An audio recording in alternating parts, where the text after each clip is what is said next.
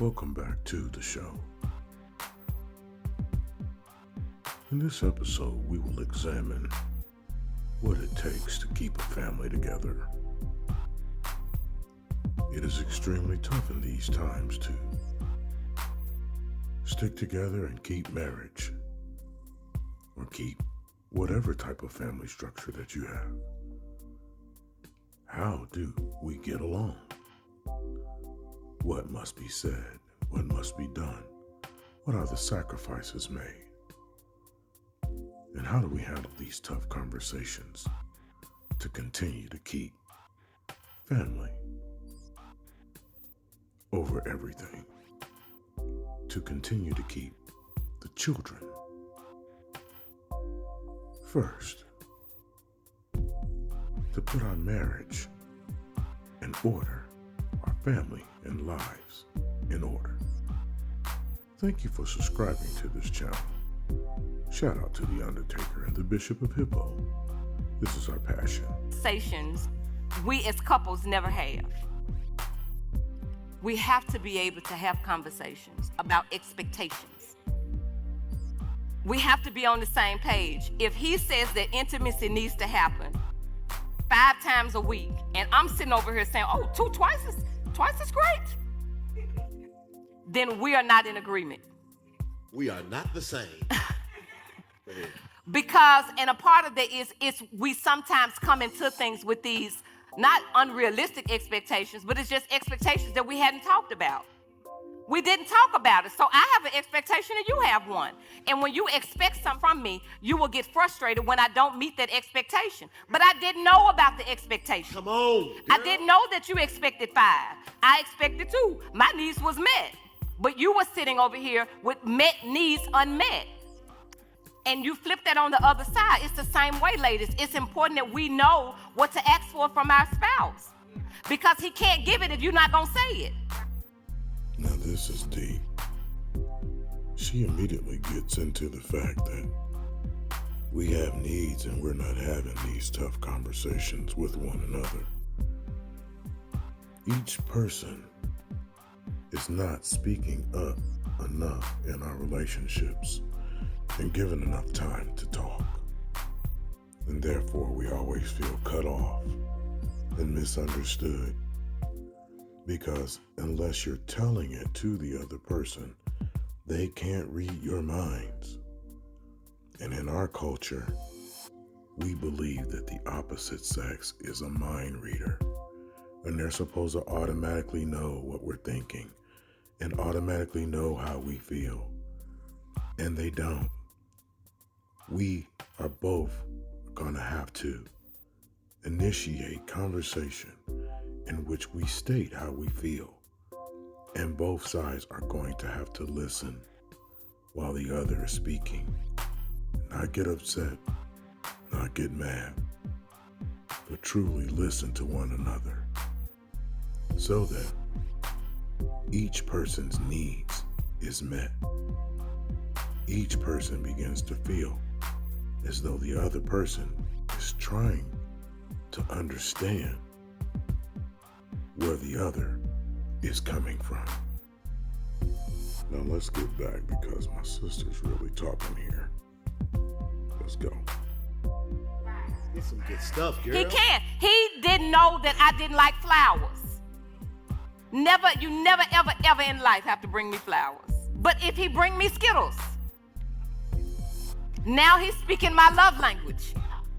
Because that's what I like. But he would not have known that had I not communicated that I don't like flowers. So he thought he was doing something great by bringing me flowers. Well, I don't like them. I don't like them. But that comes through communication. That comes through us sitting down and talking about and being mature, married people, because we grown and we have to have grown people conversations and we have to talk about what grown people talk about.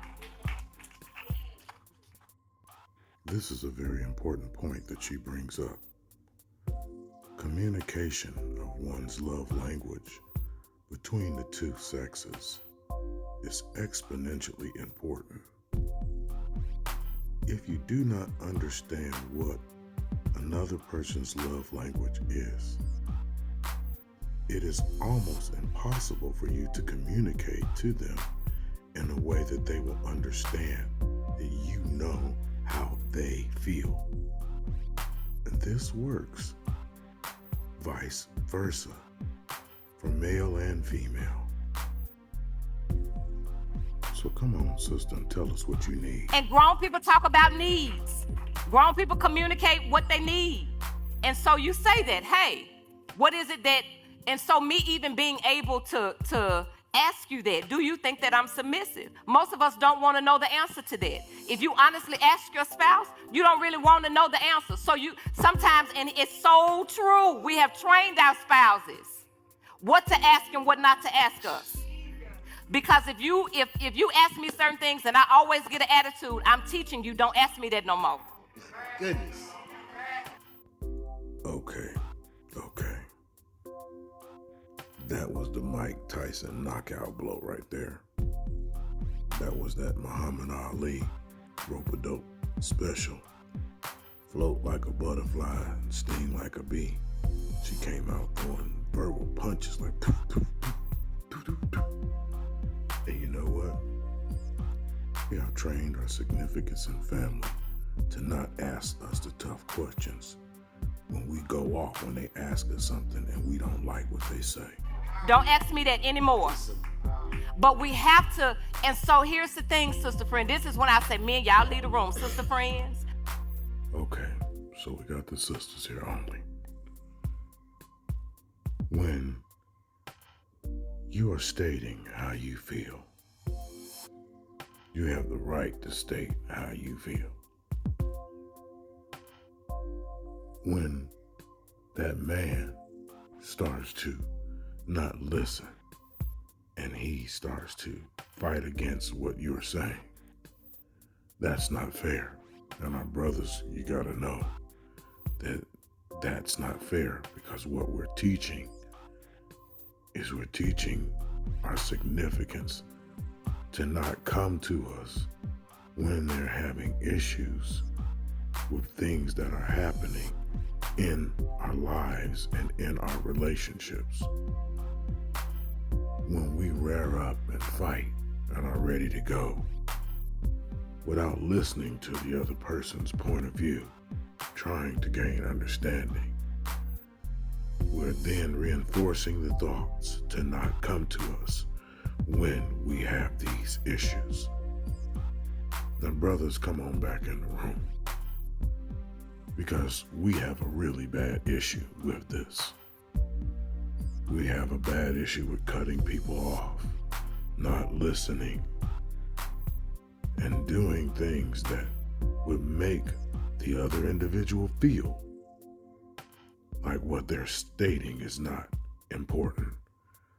This is possibly because it has been done to us for so long that we aren't allowing each other to discuss things amongst one another.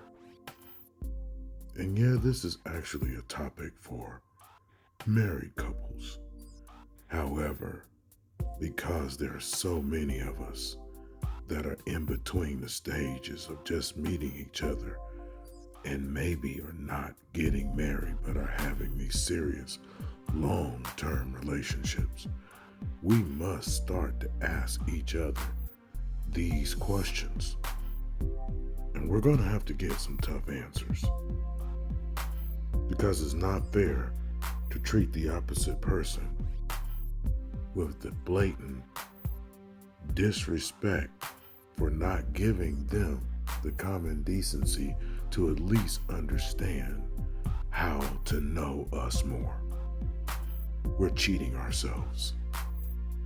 We're cheating our families. We're cheating ourselves out of relationships and having something that means more than just a few pictures. We need to have legacy.